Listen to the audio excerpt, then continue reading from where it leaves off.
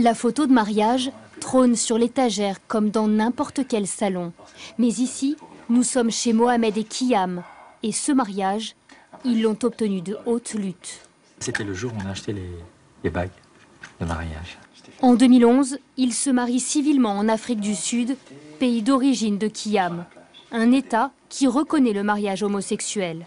Tous les deux, nous avons grandi en faisant le rêve de nous marier un jour.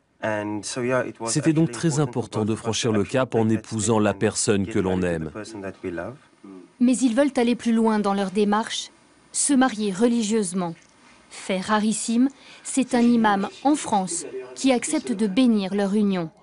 Moi, j'ai appris la moitié du Coran par cœur en arabe quand j'étais adolescent. Il a étudié dans une école coranique en Afrique du Sud. Donc la religion fait partie de notre vie et elle a fait partie de notre mariage aussi. Aujourd'hui, Mohamed est apaisé. Sa famille a fini par accepter son homosexualité. Mais l'enfant timide et efféminé qu'il était a souffert de brimades, de rejet.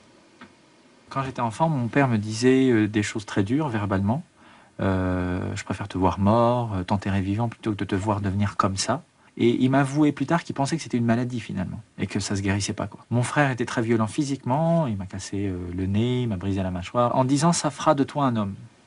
Et pour prouver qu'il est un homme, Mohamed épouse le salafisme extrême, un islam radical incompatible avec son homosexualité. Très vite, il revient vers une pratique modérée, mais aujourd'hui encore dans sa cité, difficile d'aller prier en couple. Kiyam et Mohamed ne sont pas les bienvenus. C'est ici, à la Grande Mosquée de Paris, qu'ils viennent chaque vendredi se fondre dans la foule des croyants. Ailleurs, je pourrais craindre des prêches beaucoup plus politisées, beaucoup plus homophobes, très clairement. Donc c'est vrai qu'ici, à la Mosquée de Paris, c'est plus simple, c'est plus neutre, c'est politiquement plus correct. Mohamed a fondé une association pour venir en aide aux homosexuels musulmans victimes de violences. Il envisage également de créer une salle de prière ouverte à tous. Mais il nourrit un autre espoir, épouser civilement Kiyam grâce à la prochaine loi française. Leur mariage célébré en Afrique du Sud n'est pas reconnu ici.